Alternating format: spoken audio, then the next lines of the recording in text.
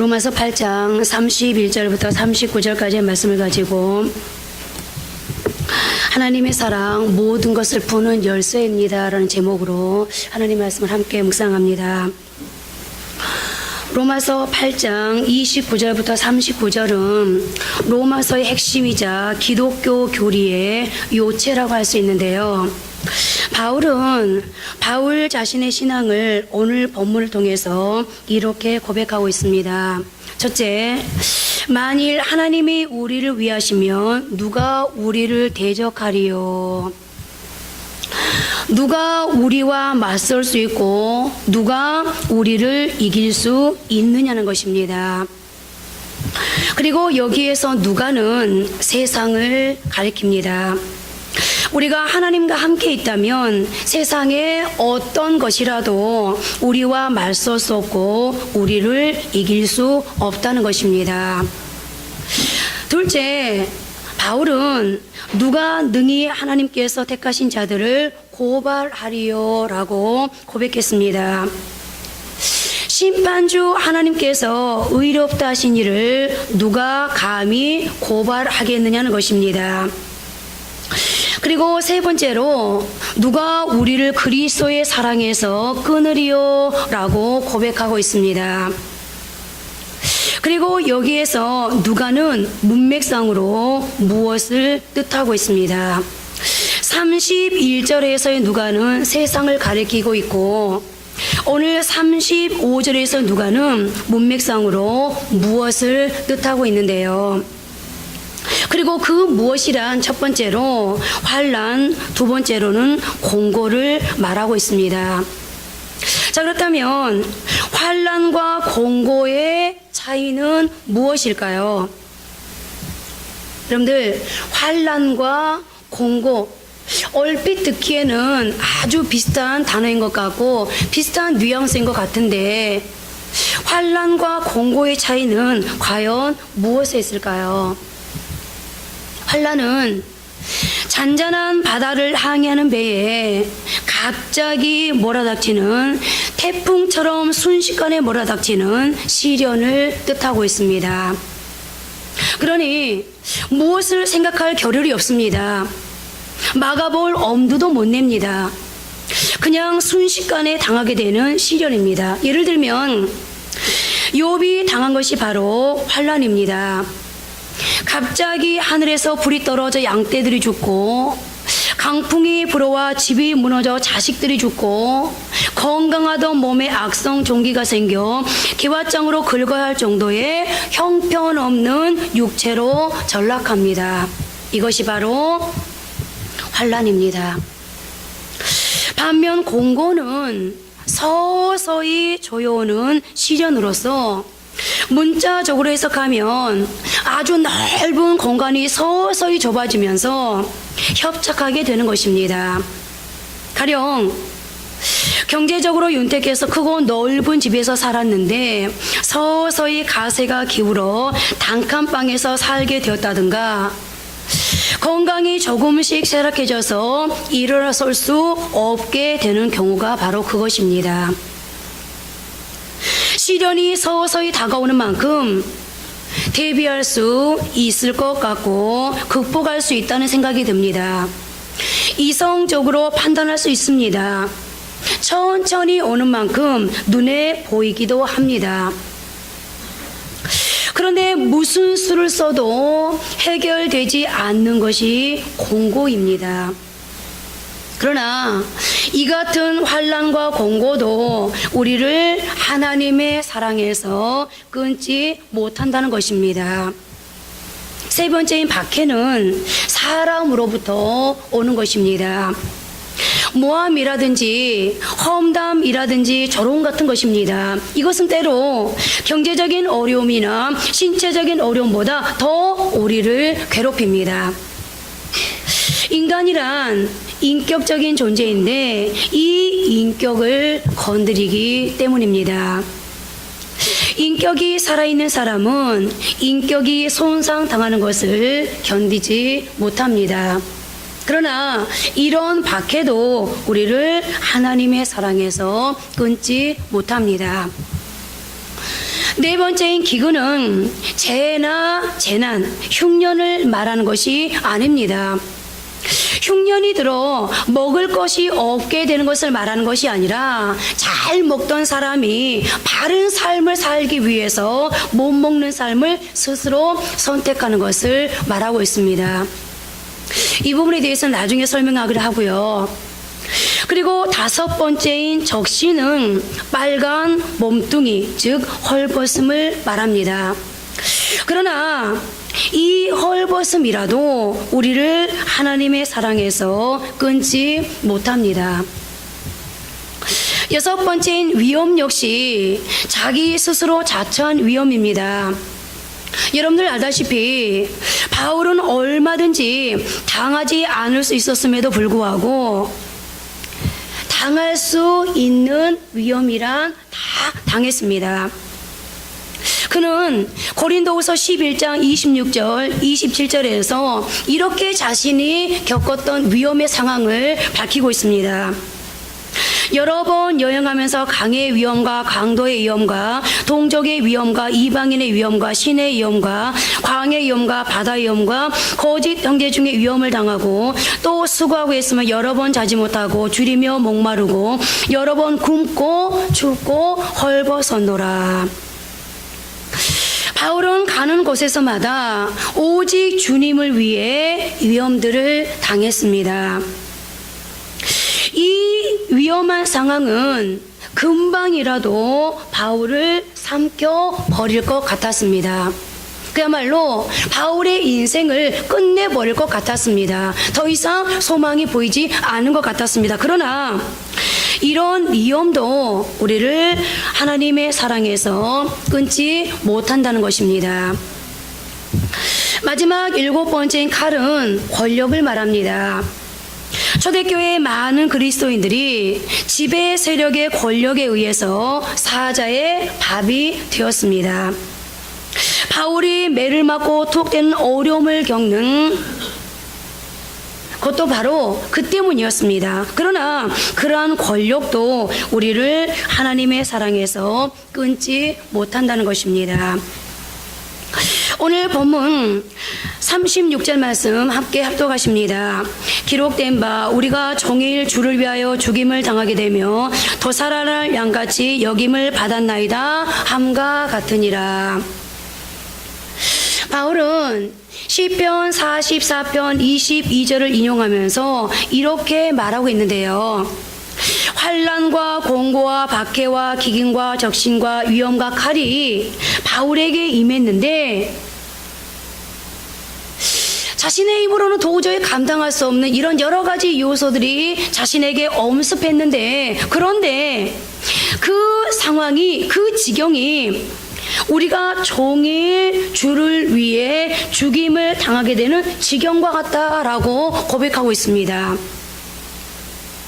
그런데 이 말씀이 굉장히 중요한 것은 여기에서 종일이라고 기록된 이 단어입니다. 여기 종일이라는 이 말은 시간을 나타내는 단어가 아닙니다. 정도를 나타내는 말입니다.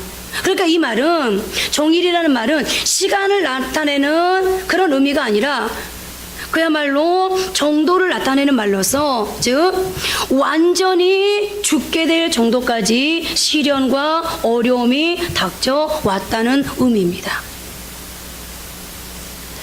완전히 죽게 될 정도까지 시련과 어려움이 닥쳐왔다. 그러면서 그는 이는 마치 도살장에 끌려가는 양같이 여김을 받았다는 것입니다. 도살장에 끌려가는 양이 무엇을 할 수 있겠습니까? 아무것도 못합니다. 죽는 수밖에 없습니다.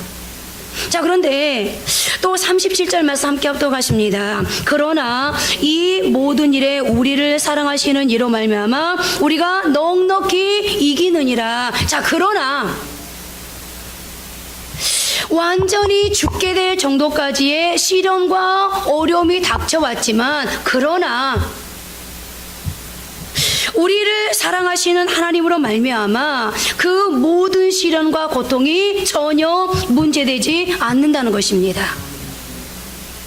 그 하나님의 사랑이 있기 때문에 완전 무결하게 극복하고 이길 수 있다는 것입니다. 바울의 말은 이것으로 그치지 않습니다. 38절 39절 말씀 한번 답독하십니다. 내가 확신하노니 사망이나 생명이나 천사들이나 권세자들이나 현재 일이나 장래일이나 능력이나 높음이나 기품이나 어떤 다른 피조물이라도 우리를 우리 주 그리스도 예수 안에 있는 하나님의 사랑에서 끊을 수 없으리라. 아멘. 여기 바울은 그냥 믿습니다, 그렇게 알고 있습니다, 이렇게 고백하지 않고 내가 확신한다, 확신하노니 라는 말은 주어도 의심하지 않는다는 것입니다. 여러분들, 이 고백이 여러분들의 고백이 되겠습니까? 주어도 의심하지 않습니다. 바울은 이 세상에 무엇도, 그 어떤 것도 자신을 하나님의 사랑에서 끊을 수 없습니다 라고 확신하고 있는데요, 도대체 하나님의 어떤 사랑이, 아니 바울이 알고 있는 하나님이 어떤 분이시기에 완전히 죽게 될 정도에까지 시련과 어려움이 닥쳐왔는데 도살장에 끌려가는 양처럼 이제는 죽는 것 외에는 방법이 없는데, 그런데 바로 그 상황이 바울 자신을 해치지도 무너뜨릴 수도 없다고 확신하고 있는지, 도대체 바울의 이런 확신의 근거는 무엇일까요? 오늘 본문 37절에는 바울 자신에게 주어진 이 모든 상황에서 넉넉히 견뎌낼 수 있었던 성공의 키워드를 밝히고 있는데요, 우리 다시 한번 37절 말씀 함께 합독하십니다. 그러나 이 모든 일에 우리를 사랑하시는 이로 말미암아 우리가 넉넉히 이기느니라. 무엇 때문이라고 밝히고 있죠? 무엇 때문이라고요? 우리를 사랑하시는 이로 말미암아. 우리를 사랑하시는 이라면 누구를 지금 말하고 있죠? 우리를 사랑하시는 이라면 누구죠? 바로 하나님을 말하고 있습니다. 그렇습니다. 하나님 때문입니다. 나를 사랑하시는 하나님 때문에 이 모든 것, 즉 아무 예고도 없이 갑자기 몰아닥친 시련, 서서히 조여오는 곤고, 내 옆사람 때문에 겪는 박해, 기근, 적신, 위험, 칼에서 결국은 이겨 승리한다는 것입니다. 그야말로 바울은 오늘 자신의 삶의 초점, 신앙의 뿌리를 하나님께 두고 있었던 것입니다. 그랬더니 완전히 죽게 될 정도까지의 환난의 바람이 불어왔지만, 그러나 그 시련의 바람은 오히려 바울에게 삶의 뿌리를 더 깊이 박히게 할지언정 그 뿌리를 뽑아내지는 못했습니다. 삶의 기초, 신앙의 기반을 하나님이라는 바위 위에 세웠더니 바람이 불고 비가 와서 창수가 났지만 무너지지 않고 건재할 수 있었습니다. 여러분, 우리가 살아가다 보면 여러 가지 이유로 어려운 처지, 괴로운 순간에 직면할 때가 있습니다. 근데 그 어려움 때문에, 그 어려운 순간에 무엇을 붙잡느냐, 어디에 삶의 기반, 뿌리를 내리느냐는 사람을 살리기도 하고 죽이기도 합니다. 그야말로 생각의 뿌리를, 내가 이 일을 처리하는 데 있어서, 이 상황 앞에 반응하는 데 있어서 내가 지금 어디에 초점을 두고 있느냐, 어디에 기반을 두고 있느냐는 굉장히 중요한 문제인데요. 라헬이라는 여자가 길을 가다가 길에서 아기를 낳게 되었습니다. 그런데 낳는 동안 그만 죽을 지경이 되었습니다. 라헬은 죽으면서 아기의 이름을 베노니, 즉 슬픔의 아들이라고 지었습니다.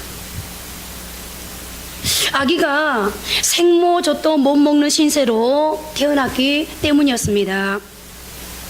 그러나 옆에 있던 아기의 아버지인 야곱은 아기를 베냐민이라고 불렀습니다. 그 뜻은 오른손의 아들로 하나님께서 오른손으로 그 아들을 잡고 계신다는 것이었습니다. 야곱이 이렇게 이름을 지은 까닭은 비록 라헬이 먼저 세상을 떠났지만 엄마가 먼저 이 아이에게 젖을 먹이지 못하고 세상을 떠나지만 그 현장에 하나님께서 함께하고 계시다고 생각했기 때문입니다.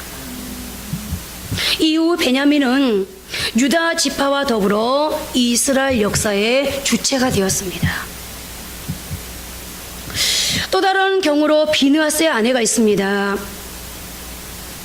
그녀는 임신 중에 출산이 가까워졌을 때에 시아버지와 남편이 죽었다는 소문을 듣고 아이를 낳았습니다.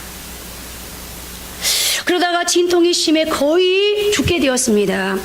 그녀는 아기 이름을 이가봇이라고 지었는데 천하의 고아로 태어났기에 하나님의 영광이 떠났다는 뜻이었습니다. 라헬과 비느하스의 아내 차이가 여러분 무엇이라고 생각하십니까? 생각의 차이. 다시 말씀드리면 내게 주어진 그 상황을 해석할 때 생각의 근간을, 이 해석의 근간을 어디에 두느냐가 결론을 좌우한다는 겁니다. 만약에 비느하스의 아내가 비록 시아버지가 죽고 남편이 죽었지만 그러나 그 상황을 해석하면서 이것은 하나님의 영광이 떠난 것이 아니라 오히려 이 사건을 통해서 이 아이가 이런 상황 속에 태어난 이 상황을 통해서 하나님께서 우리에게 뭔가를 지금 교훈하고 있구나 라고 해석하고 라고 생각하면서 이것이야말로 오히려 하나님의 영광을 이끄시는 하나님의 초청이다 라고 생각했다면 어떻게 자신이 낳은 아이에게서 하나님의 영광이 떠났다라는 이름을 지을 수 있었겠습니까? 이가봇은 결국 저주의 자식이 되고 말았습니다. 이처럼 생각의 차이는 엄청난 결과를 가져옵니다. 우리를 더 근심에 빠지게도 합니다. 한숨만 더 나오게 됩니다. 그럴 때일수록 우리는 문제를 떠나 이 문제를 해결할 수 있는 능력 있는 누군가에게 마음의 뿌리를 내려야 합니다. 내가 지금 실패의 구렁텅이 속에 있을지라도 다시 나를 지켜줄 바위 위에 서야 합니다. 그렇다면 여러분, 내가 이 상황 속에서 흔들리지 않고 잘 견뎌내기 위해서 마음의 뿌리를 내려야 할 분, 무너지지 않고 용감하게 뱉어내기 위해서 내가 서야 할 바위 되시는 분은 누구이겠습니까? 바로 하나님입니다. 오늘 바울이 그 어려운 상황 속에서도 넉넉히 이길 수 있다고 확신했던 그 하나님, 오늘 저와 여러분의 인생의 성공, 깨지지 않고 무너지지 않고 다시 인생의 여정을 회복해 주시고 다시 인생의 여정을 넉넉히 걸어가게 할 가장 완벽한 처방이 되신 하나님, 그 하나님을 이제부터 알아가려고 하는데요. 사실 오늘부터 이제 여러분들과 함께 나눌 하나님은 어떤 분이신가, 이것은 제가 우리 청년들하고 나눴던, 물론 청년들이 다는 아닙니다만은 나눴던 말씀이기도 한데요. 제가 어떤 청년하고 이 말씀을 나눕니다 라고 했더니 우리 성도님들이 그 말씀을 그 청년들에게만 나눌 게 아니라 우리도 함께 나눴으면 좋겠습니다 라고 이제 요구를 해 오셨습니다. 무엇보다 중요한 것은 제가 청년들과 함께 이 말씀을 나누면서 제 자신 스스로에게 너무너무 은혜가 되었습니다. 하나님 앞에 기도할 때마다 이전에도 알고 있었던 말씀인데 하나님 앞에 기도할 때 이 말씀을 붙들고 기도를 하다 보니 너무너무 은혜가 되고 기도의 확신, 응답의 확신이 생겼습니다. 그래서 저뿐만 아니라 여러분들도 이 말씀의 바탕 위에 오늘 바울이 이 죽을 지경에까지 이르렀던 이 어려움 속에서 넉넉히 이겨낼 수 있었던 이 비밀을 저와 여러분들 함께 공유하기를 바라면서 이제 말씀을 전하려고 하는데요. 하나님은 어떤 분이신가? 여러분, 하나님은 어떤 분이실까요? 제가 하나님은 어떤 분이실까요? 라고 질문을 던지면 각양각색의 대답들이 나오더라고요. 하나님은, 교회를 좀 오래 다니신 분들은 천지를 창조하신 분입니다. 하나님은 우리를 용서하신 분입니다. 하나님은 우리를 사랑하신 분입니다. 하나님은 정말 편안하신 분입니다. 하나님은 무서운 분입니다. 하나님은 맷때리시는 분입니다. 아주 각양각색의 답들이 나오는 것을 그동안에 예배를 인도하면서 경험할 수 있었습니다. 물론 그 대답들이 틀린 대답들은 아닙니다. 그런데 첫째로 하나님은 창조주가 되시는 하나님이십니다. 여러분, 창세기 1장 1절을 보시면 태초에 하나님이 천지를 창조하시니라. 네 단어를 가지고 한 문장을 이루고 있는 말인데요. 태초, 하나님, 천지, 창조. 이렇게 네 단어가 한 문장을 이루고 있는데 여러분들 태초가 언제인지 아십니까? 태초. 성경 읽다가 태초에 하나님이 천지를 창조했대. 여러분들 태초가 언제인지 아십니까? 이 태초라는 말을 알 수 있는 사람은 단 한 사람도 없습니다. 왜냐하면 이 태초를 본 사람이 한 명도 없기 때문입니다. 단지 성경학자들이 이 태초는 시간이라고 하는 개념이 있기 전이었습니다. 사물이 있기 전이었습니다 라고 표현할 뿐, 이 태초에 대해서 알 수 있는 사람도 짐작할 수 있는 사람도 한 사람도 있을 수 없습니다. 어찌되었든 간에 시간이라고 하는 개념이 있기 전에, 사물이 있기 전에 하나님께서 하늘과 땅과 그 사이에 있는 모든 것을 창조하셨다라고 말씀하고 있습니다. 하나님께서 마지막 날 사람을 만드셨습니다. 그리고 그 하나님이 만든 사람들에게 어떻게 인간다운 삶을 살아갈 수 있는지, 특별히 하나님께서 이 땅에 있는 모든 것을 향해서는 그저 말로 명령만 내렸습니다. 빛이 있으라, 하늘이 있으라, 땅이 있으라, 바다가 있으라, 명령만 내렸는데 유일하게 하나님께서 흙으로 사람과 동물을 만드셨는데요. 그런데 또 유일하게 사람에게만 하나님께서 생기를 불어넣으셔서 생명이 되게 하셨습니다. 그 말은 무슨 말이냐면, 똑같이 동물과 사람을 흙으로 만들었지만 사람에게는 생명, 즉 영적인 존재로 살아라는 의미가 담겨져 있었습니다. 생명이 된지라 영적인 존재로 살아라. 그런데 내가 너희를 유일하게 정성을 들여서, 다른 건 다 말로 만들었는데 사람만큼은 하나님께서 흙으로 친히 빚으시 하나님의 손으로 너희를 만들었고 생기를 불어넣어서 생명이 되겠다.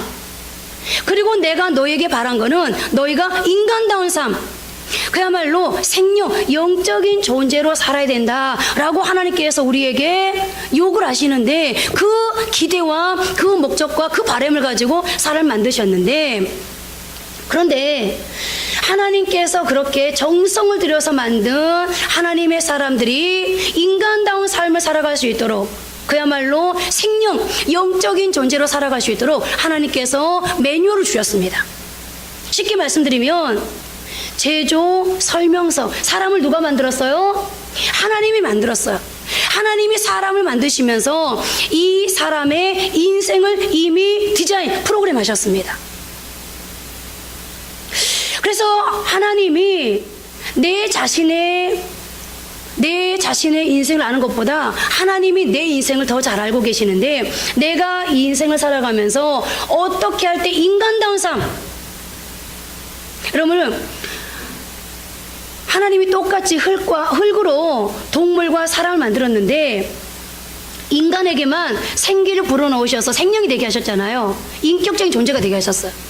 그래서 우리가 사람들이요, 인간다운 삶을 살지 못하면 뭐라고 표현하죠? 짐승 같은, 짐승보다 못한 이라는 말을 하잖아요. 그러니까 우리가 짐승보다 못한, 짐승 같은 그런 삶을 살지 않으려면 어떻게 살아야 되는지 하나님께서 우리의 인생을 프로그램하시고 디자인하신 하나님께서 우리의 인생을 잘 살 수 있도록, 인간다운 삶을 살 수 있도록, 짐승 같은 삶이 아니라 인간다운 삶, 영적인 존재로 살아갈 수 있도록 하나님께서 우리에게 제조 설명서, 사용 설명서를 주셨거든요. 그것이 뭐죠? 성경입니다. 그래서 디모데후서 3장 16절 17절은 이렇게 말씀을 기록합니다. 함께 합독하십니다. 모든 성경은 하나님의 감동으로 된 것으로 교훈과 책망과 바르게 함과 의로 교육하기에 유익하니 이는 하나님의 사람으로 온전하게 하며 모든 선한 일을 행할 능력을 갖추게 하려 함이라. 자, 이 성경이 매뉴얼, 인간답게 살 수 있는, 그리고 영적인 존재로 살아갈 수 있는 매뉴얼을 주셨는데요, 이 성경은 66권으로 되어 있죠. 구약 39권, 신약 27권으로 되어 있는데, 구약은 39권에 929장, 그리고 23,214절로 되어 있습니다. 신약 27권에 260장, 그리고 7,959절로 되어 있습니다. 그러니까 신구약이 총 66권으로서 1,189장으로 되어 있고, 절수로는 31,173절로 되어 있습니다. 그런데 여러분, 이 31,173절 중에 제조 설명서, 사용 설명서, 우리가 어떻게 살아가야 될지, 어떤 인생으로 살아가야 될지 알려주는 이 제조 설명서 맨 앞에 하나님이 뭔 말씀을 기록합니까? 태초에 하나님이 천지를 창조하시니라. 자, 여러분들이 신앙생활 하면서요, 31,172절 몰라도 됩니다. 물론 우리나라 속담에 아는 게 힘이다. 그래서 아는 만큼 사람은 살게 되어 있습니다. 그런데 31,172절 모르더라도 여러분들, 하나님이 지금 뭘 요구하고 있는 거예요? 너희가 31,172절 몰라도 된다. 하나만 알면 된다. 뭐? 태초에 하나님이 천지를 창조하시니라. 자, 그런데요, 이 말씀은 태초에 하나님이 천지를 창조하시니라, 이 말씀을 하시고 거기에서 멈추셨을까요? 아니죠. 이 말씀을 계속해서 설명해 주는 게 뭐예요? 태초에 하나님이 천지를 창조하시니라. 너희가 인간다운 삶, 영적인 존재로 살아가려면 이 말씀 하나만 알아도 돼. 너는 피조물이고 나는 창조주라는 거, 이것만 알아도 돼. 그런데 사랑하는 아들아, 딸아, 네가 그런데 어떻게 살죠? 계속해서 궁금해할 것 같으니까 나머지 31,172절을 줄게. 그러니까 나머지 31,172절은 뭐예요? 태초에 하나님이 천지를 이 말을 뭐 해주는 거예요? 서포트, 보조에 받쳐주고 있는 거예요. 자, 그럼 여러분, 하나님은 천지 창조하신 하나님의 그 일을 태초에 하나님의 천지를 여기서 멈추지 않고요, 31,172절 중에서 속에서 계속 말씀하고 있는 거예요. 내가 너를 만들었어. 내가 내 인생을 프로그램했어. 내 인생을 디자인했어. 그 프로그램이, 그 디자인이 내가 너를 통해서 인생 전체를 통해서 이룰 그 프로젝트를 성공시키기 위해서 어떻게 한다는 거예요? 내가 계속해서 너의 인생을 서포트해 줄게. 그 말은 무슨 말이죠? 너 인생 속에 계속해서 창조의 일을 해 줄게 라는 말씀을 지금 하고 계시는 거거든요. 그러니까 우리가 다른 건 몰라도요, 여러분들이 인생 속에서 막 어려움을 겪을 때 이 한 단어를 생각해 보세요. 하나님이 천지를 창조하셨어. 언제? 태초에 아무것도 없을 때 하나님의 능력으로 천지를 창조하셨어. 그것도 하나님은 손도 쓰지 않고 말로 하셨어. 그럼 하나님께서 내 인생 속에도 31,172절을 줄 만큼 내 인생을 사랑하시고 내 인생의 프로그램을 누구보다 이루길 원하셔. 그래서 내 인생이 마감하는 날 하나님은 내가 너에게 계속 네 인생을 서포트해 주므로 네 인생이 참 복되게 끝나는구나 라고 하나님의 자존심을 반드시 세우실 거야. 이런 확신을 가지고 하나님은 내 인생 속에 여전히 창조의 사역을 계속하고 계셔. 이 한 가지만 여러분들 믿어도요, 여러분들은 든든히 인생길을 갈 수 있습니다. 여러분, 다윗이 이거를 확신했던 거예요. 그래서 그는 시편 23편에서 뭐라고 고백하고 있죠? 하나님은, 여호와는 나의 목자시니 내게 뭐가 없을 것이다. 부족함이 없을 것이다. 왜요? 하나님이 내 인생을 프로그램 하셨기 때문에, 나를 하나님이 왕으로 세웠기 때문에 지금 당장 이렇게 인생이 꿀꿀할지라도, 내가 지금 당장 도망자의 신세로, 내가 지금 당장은 침을 질질 흘리면서 미친 척을 해야 되는 그런 인생, 그런 과정을 가고 있지만 결국 하나님은 어떻게 할 것이다? 내 인생을 통해서 성공을 이끌어내고 말 것이다. 그렇기 때문에 여호와는 나의 목자가 되시니 내게 부족함이 없습니다 라고 고백할 수 있었던 것입니다. 오늘 저는 바울이 확신했던 하나님의 사랑, 하나님은 어떤 사랑입니까? 여러분들의 인생 속에서 창조의 사역을 계속하고 계시는 하나님,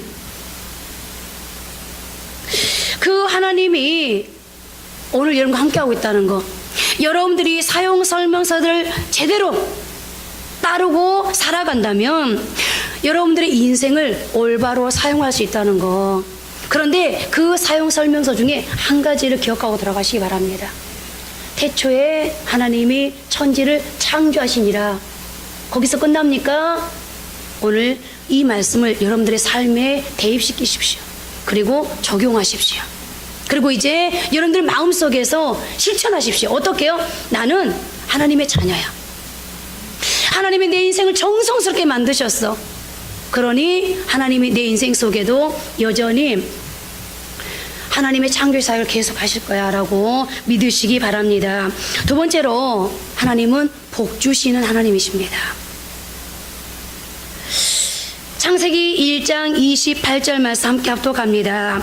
하나님이 그들에게 복을 주시며 하나님이 그들에게 이르시되 생육하고 번성하여 땅에 충만하라. 땅을 정복하라. 바다의 물고기와 하늘의 새와 땅에 움직이는 모든 생물을 다스리라. 아멘. 여러분들, 하나님께서요 6일 동안에 천지를 창조하셨어요. 그리고요, 하나님께서 마지막에 아담을 만드시고요, 아담에게 맨 먼저 하신 말씀이 무슨 말씀이에요? 우리가 지금 읽었던 창세기 1장 28절 말씀, 하나님이 그들에게 복을 주시며. 자, 보세요. 하나님이 6일 동안에 하늘과 땅과 그 사이에 있는 모든 걸 만드셨어요. 그리고 아담을 만드시고 아담을 부르시면서 뭐라고 말씀하시냐면요, 아담아, 내가 6일 동안에 하늘과 땅과 그 사이에 있는 모든 것, 참 많은 거 만들었지. 그런데 아담아, 이거 누가 만들었어? 여러분들 누가 만들었어요? 하나님이 만들었어요. 하나님이 만드시고, 아담아, 이거 누가 만들었어? 내가 만들었지. 이거 너 거 아니야. 내 거야, 내 거. 그러니까 너 절대 손대면 안 돼. 너는 내 피조물일 뿐이야. 그러니까 넘보지 마. 이렇게 말씀하지 않았어요. 하나님께서 천지를 만든 다음에 아담을 만드시고 아담에게 매일 먼저 하신 말씀이, 아담아, 내가 지금까지 만든 모든 것을 다 누구에게 줄게? 너에게 줄게. 전권을 아담에게 위임하셨어요. 단지 선악을 알게 하는 나무 외에는 다 아담에게 위임하셨어요. 그러니까 이 말은 아담이 복을 주시면서 아담이 앞으로 인생을 살아갈 아담에게 필요한 인생의 모든 것을 하나님께서 완벽 세팅을 해주신 거예요. 완벽 세팅. 좀 전에 강조했던 것처럼 하나님이 아담을 만드시고 아담이 어떻게 사는가 보자라고 지켜보신 다음에 이 말씀을 하신 게 아니에요. 아담을 만들자마자 아담에게 전권을 주시면서 복을 받아라. 내가 복받기 위함이라면 이제도 내가 너의 인생에 필요한 것을 이렇게 세팅했듯이 앞으로도 네 인생을 세팅해 줄게. 이 뉘앙스로 하나님께서 아담에게 전권을 주셨어요. 자, 그런데 여러분, 하나님께서 아담에게 주신 복이 과연 뭘까요? 하나님이 만든, 하나님이 세팅한 그 완벽 세팅된 것을 아담에게 주시면서 전권을 주셨어요. 그러면서 아담에게 뭐라고 말씀하셨어요? 그들에게 복을 주시며 그들에게 이르시되 뭐라고요? 생육하고 번성하여 땅에 충만하라. 여러분, 이 말씀을, 여러분들의 말씀을 받으십시오. 오늘 하나님이 여러분 개인에게 혜수야, 생육하고 번성하여 땅에 충만하라. 그럼 여러분들 이 한마디만 갖고 생각해 보세요. 하나님이 아담에게만 이 말씀을 하실까요? 아니에요. 오늘 저와 여러분에게 동시에 주신 말씀이거든요. 그러면 상우야, 뭐라고 말씀하세요? 생육하고 번성하여 땅에 충만하라. 그럼 이 말은 무슨 말이에요? 네가 앞으로도 인생을 살아가면서 생육하고 번성할 수 있도록, 충만한 삶을 살아갈 수 있도록 내가 너에게 계속 일을 해줄게. 그 다음 뭐예요? 땅을 정복하라. 야, 너 땅 정복하기 힘들지? 여러분들, 우리는 땅을 정복하고 살아야 되는데 창조의 질서를 너무 우리가 지금 외도하고 살고 있어요. 어떻게 해요? 땅을 정복하는 게 아니라, 여기서 말하는 땅은 이 땅에 있는 모든 걸 말하거든요. 근데 땅을 정복하고 사는 게 아니라 땅의 정복을 받아요. 물질의 지배를 받고, 건강의 지배를 받고, 성공의 지배를 받고, 권력의 지배를 받고, 명예의 지배를 받고, 인기 스타가 되고 싶은 지배를 받고, 박수 받고 싶은 지배를 받고, 칭찬받고 싶은 지배를 받고. 그런데 하나님이 뭐라고 말씀하세요? 땅을 정복하라. 그럼 이 말은 또 무슨 말이에요? 네가 땅의 지배를 받는 게 아니라 땅을 지배하며 정복하며 살아갈 수 있도록 필요한 모든 걸 내가 너한테 어떻게 해줄게? 세팅해 줄게. 그 다음 보세요. 바다의 물고기, 바다를 말하고 있습니다. 하늘의 새, 하늘의 권세를 말하고 있습니다. 땅에 움직이는 모든 생물 뭐하라? 다스리라. 그러니까 충만하라, 정복하라, 다스리라. 이 말이 하나님께서 아담에게 주신 첫 번째 하신 말씀이었어요. 한마디로 말하면 뭐예요? 복받고 살으라는 거예요. 여러분, 저희 엄마가 아버지가요, 항상 매일 하루에 몇 번씩 전화 통화를 해도요, 전화 끊을 때 꼭 이 말씀을 하세요.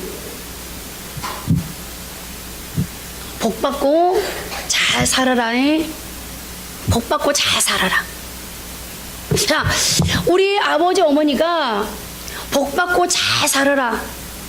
참, 여러분들 말씀만 하고 끝낼까요? 여러분들 사랑하는 아들에게, 사랑하는 딸에게 복 받고 잘 살아라, 그 말 속에는요, 한 문장이지만요, 여러 가지 뉘앙스가 들어있잖아요. 네가 복 받는 인생을 살 수 있다면, 네가 성공할 수 있다면, 네가 행복할 수 있다면 뭐예요? 내가 다 해줄게. 너를 서포트 해줄게. 내가 너 옆에서 계속 협력해줄게. 널 도와줄게. 밀어줄게. 이 말이잖아요. 하나님이 바로 그 말씀을 하고 계시는 거예요. 그러면 하나님이 구체적으로 어떻게 해주겠다는 거예요? 여러분, 우리는 인생을 살아가면서요, 하나님이 이 약속이 있음에도 불구하고요, 우리가 생육하고 번성해서 충만한 삶을 살기보다, 땅을 정복하며 살기보다, 바다의 고기와 하늘의 새와 땅에 움직이는 모든 것을 다스리며 살기보다 오히려 지배받는 삶, 그러다 보니까 계속 어떻게 해요? 인생이 고장나요. 여러분, TV가 고장나면 누구를 부르죠? TV가 고장나면 누구 불러요? 서비스 센터 부르죠.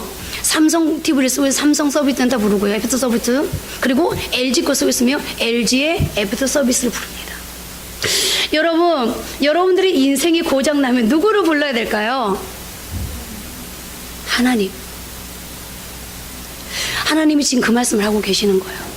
사랑하는 아들아, 딸아, 한번 따라해 볼까요? 생육하고 번성하여 충만하라. 땅을 정복하라. 바다의 고기와 하늘의 새와 땅에 움직이는 모든 것을 다스리라. 자, 이것을 못해서 고장이 났어, 인생이. 내 인생이 고장나면 나를 만드신, 내 인생을 프로그램하신, 내 인생을 디자인하신 누가 애프터 서비스 해준다고요? 하나님이 애프터 서비스 해주십니다. 그래서 여러분들, 하나님, 제 인생이 고장났어요.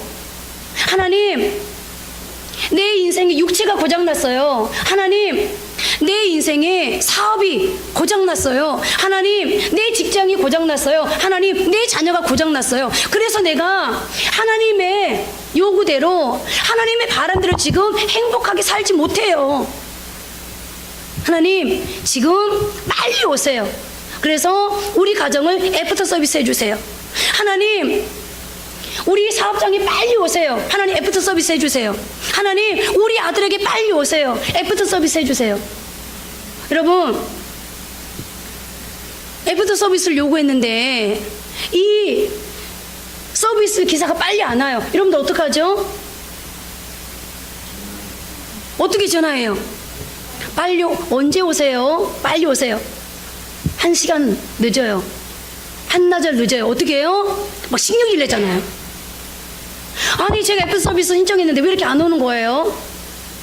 여러분, 하나님이 여러분들한테 말씀한다니까요.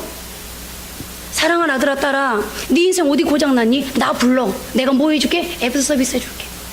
그런데 우리는요, 하나님이 안 오는데도 오든지 말든지. 당연히 우리는 여러분들이 나는 하나님의 피조물이야 라고 믿는다면, 내 인생을 책임져 주실 분 내가 아니라 하나님이야 라고 믿는다면 당연히 뭐 불러야 돼요? 애프터 서비스 불러야 돼요. 어떻게? 당당하게. 여러분들 이거 고치러 왔는데 막 짤짤하면서, 저는 좀 이렇게 뭐랄까 마음이 약해서 막 미안해 하면서 막 뭘 고치거든요.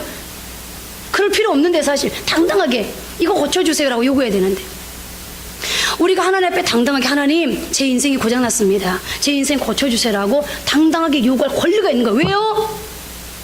하나님 뭐라고 말씀하셨어요? 아담에게 내가 전권을 너한테 줄게. 그래서 네 인생에 고장난 부분이 있으면 내가 고쳐줄게.